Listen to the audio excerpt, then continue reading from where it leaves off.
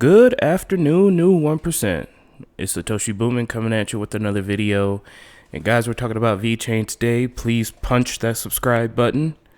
We're trying to get to 15,000 subscribers. I cannot do it without your help. I got my hot tea and honey latte loaded, ready to go. Let's get right into the show, guys. So looking at the up-bit volume here, looks like VeChain is not being pumped by Korea anymore. Volume's kind of low here, and we're down to the 6th position. That's okay though. Looks like they're pumping Koback token. I've never heard of that token in my life. Must be a Korean thing. And this is the first time in a while that XRP is second in volume. So it looks like they're not pumping XRP as heavily anymore as well. So yeah, Koback token is the new pump. And if we could take a look at Koback here real quick. Looks like my computer is running a little bit sluggish this morning. It's up 50%. So yeah, the Koreans are now pumping Koback. It is what it is. Hopefully, you know, by the end of the week they could start pumping VeChain and XRP again. And looks like they're still keeping the volume high on BitTorrent as well. But VeChain's down to 6. Looks like they're done pumping Ethereum Classic for the time being. We're just gonna have to see what they do. Now, we've got some FUD in the ecosystem, not the VeChain ecosystem, but the crypto ecosystem as a whole. We'll take a look at that after we look at the VeChain price. Looking at the VeChain price, we're up about 1.1% on the day, but on the 7-day, we're still down about 20%. That's okay though. Looks like we're still holding strong around this 20 to 17 cent mark. Doesn't look like we're dipping below that. That's okay though. You know, we still got a lot of good things coming in the pipeline, and hopefully, you know, we could catch another pump soon. But it looks like we're going to be accumulating for a little bit here. I would not put it past us to accumulate for, you know, a couple of weeks, and then continue the trend up. So that's the price, stuck here at about 18.5 cents, 18.5 cents. So that's okay. Now let's get on to the FUD. There's been a lot of FUD in the crypto community this week, just in general. For some reason, go away. Why? Okay.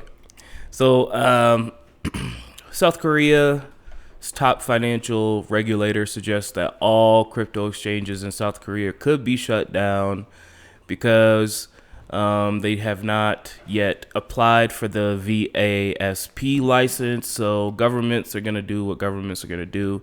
And this is extreme. This is why I have been harping for the past couple of weeks, actually for the past year, about us lobbying for crypto regulation, because all it takes is a regulator to get a stick up his ass and want to just be a negative Nancy, and they can shut down the whole thing. Now, obviously, this is just in South Korea, but South Korea is a very modernized country. They, you know,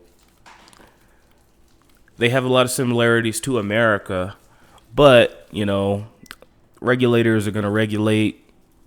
And, you know, in the crypto community, we give them a lot of reason to want to regulate by having coins such as Scam Coin. Literally, motherfrickers buy Scam Coin, and, you know, other coins like Safe Moon. Oh, I already know I'm going to get dislikes for that. But, you know, Safe Moon is... look, if I go on a website... and I can't tell what the coin is about, and I go on multiple YouTube videos and I can't tell what the coin is about, I have no idea what the point of the coin is. It's probably, I'm not going to say it's a scam, but it has scammy behavior. That's all I'm going to say. I'm not saying Safe Moon is a scam for all you Safe Moon holders out there, but, you know, there's a lot of scammy behavior, and that just invites regulators to come on in with their big hammer and their low information and just wreck shit. So here, you know, in the South Korea, the Financial Regulatory Agency has created a controversy by saying that all countries' cryptocurrency exchanges could be shut down in September. During a meeting of the National Assembly Policy Committee on April 22nd, and Sung Soo, chairman of the Financial Services Commission, said the agency has yet to receive any virtual asset service provider applications required under a recently amended law going into effect this year. You know what the problem is, man? People invest in blatant scams like BitConnect and other things, and then when they get wrecked, they cry like little bitches, man. And then when they cry like little bitches, you know what happens? Regulators come in and they want to regulate more things. That's pretty much what happens. So, you know, it happens in DeFi, it happens, you know, in crypto, and I think it's going to continue to happen, especially now with, you know, the whole Dogecoin thing and all that. People don't know what they're buying. Literally, freaking these people that I haven't talked to in 4, 5, 6 years hitting me up talking about buying Dogecoin. They don't even know what a cryptocurrency is. They have never invested a day in their life, but they will willingly put their money into something they don't understand. So that's why we have regulation, and that's why we're going to continue to have regulation. If we do not lobby for our best self-interest in crypto, we will be overregulated and will be no different than the regulated financial markets we have. On April 19th, the government's policy office issued a statement that authorities will implement a special enforcement period from April to September to shut down any illegitimate crypto businesses and to ensure that they have all your information, every single asset that you have ever had. They want to know that. They want to know your mother's maiden name. They want a fingerprint, and they want a pound of what it is. Hopefully Upbit and all these South Korean exchanges could get their shit together and get their paperwork in, you know, before, you know, these regulators cause any more damage to the crypto ecosystem. Now, if all South Korea exchanges did get shut down, I think that would become a massive blow to the crypto industry. I'm telling you guys, the next bear market will come down to regulations. Okay. Now, will that be the end of crypto? Absolutely not. You know, crypto is here to stay. You know, no matter what a government says, you could always get crypto. Like, they can never take crypto away. But the prices and everything could come collapsing down if, you know, they don't, if South Korea gets shut down. I mean, that's just simple as that. Am I worried about it? No, I'm not worried about it at all. I think that, you know, this is FUD. And I'm going to continue to purchase undervalued digital assets. And what happens will happen. If we do dip, we dip. But, yeah, regulation is coming. And hopefully, you know, we could get out in front of it. We can, you know, bribe these politicians to give us favorable regulation. So that's that. This is why I think the crypto market is a little bit laggy. Not nothing to really worry about until later in the year. And, you know, sometimes these are just veiled threats as well. So it just remains to be seen. Now onto the VeChain news, guys. VeChain, we have Eisenreich here. Let's give him a hand clap of praise, and please donate to his VeChain address. VeChain was featured on KuCoin's 60s crypto gem. VeChain is an attractive business looking to reduce supply chain friction and provide a more transparent impression to clients. So on this KuCoin podcast, VeChain was featured. This is awesome. VeChain is becoming one of the more popular cryptocurrencies, and the VFam is growing. Soon, we're going to become a V army, and, you know, I'm excited to see where that goes. So thank you to Eisenreich for finding this. Let's move on. So we got more price forecasts here, guys. VeChain pattern gives new energy for the test of a new all-time high. The price not to traditional ground, but closed yesterday with a bullish hammer and candlestick pattern. Weekly relative strength index is still overbought, and the VeChain Thor is enabling companies to build high quality and expendable decentralized projects. VeChain price mounted a tremendous rebound yesterday, but a collective weakness in the cryptocurrency market may lead to some residual selling in VET over the next couple of days. However, the channel's upper trend line could contain the selling. VeChain price to retake relative strength leadership. They're saying that it could go back up, and I would agree, guys. There's just been a lot of FUD. There's just been a lot of uncertainty in the market, and you know what happens when uncertainty happens? People sell. It's really, really funny to see. Watch. Just wait, guys. Think about how the sentiment is right now when coins are going down and, there's red and we've lost like 20% over 7 days. Think of how people feel right now. But then wait until we go up 20% in a day. Wait until there's a bull run. People's freaking attitude shifts like crazy. It's funny how that works. It's all psychological.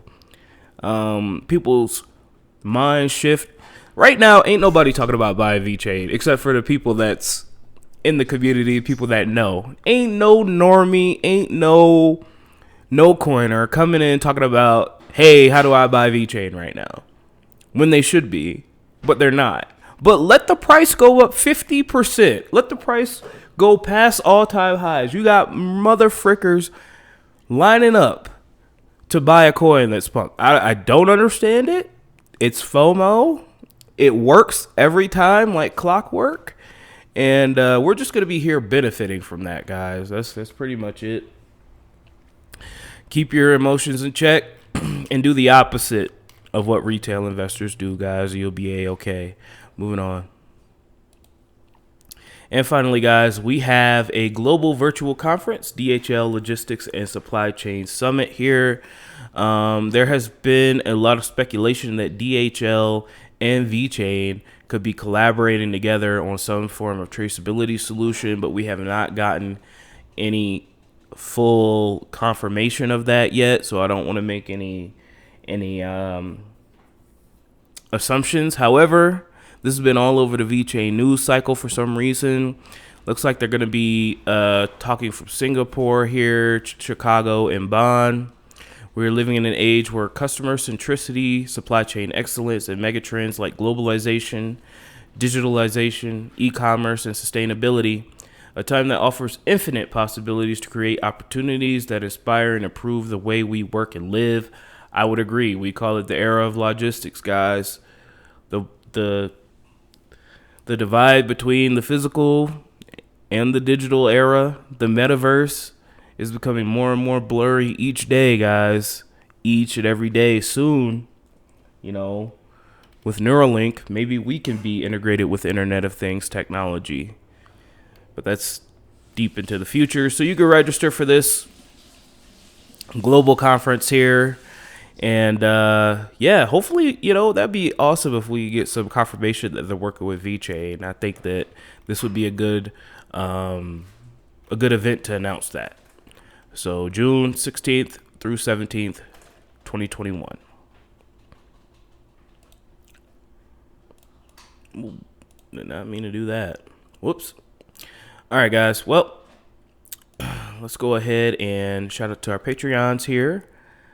Thank you to our wonderful Patreon supporters, AJ, Brett Garlic House, Mac Harris, Sergio, Lassie Nielsen, The Fern Line, Jeffrey, Ethan, AmericanHomeRemedies.com, Maryland 4 Crypto, Bruce Wayne, Feruz Den, Brady Adams, Joe Jimenez, Kyle Bachi, Crypto SVT.SI, Eric Parra at Dig the Voice for the People, HPDSouthBay.com, Ryan Ingram, Daniel A, Crypto Chemtrails, Climax EH, Angela Schroyer, Craig Wadding, C Vale, Maker Dow Crumbs, Bearder, Leon Jackson, and Jacob Connor.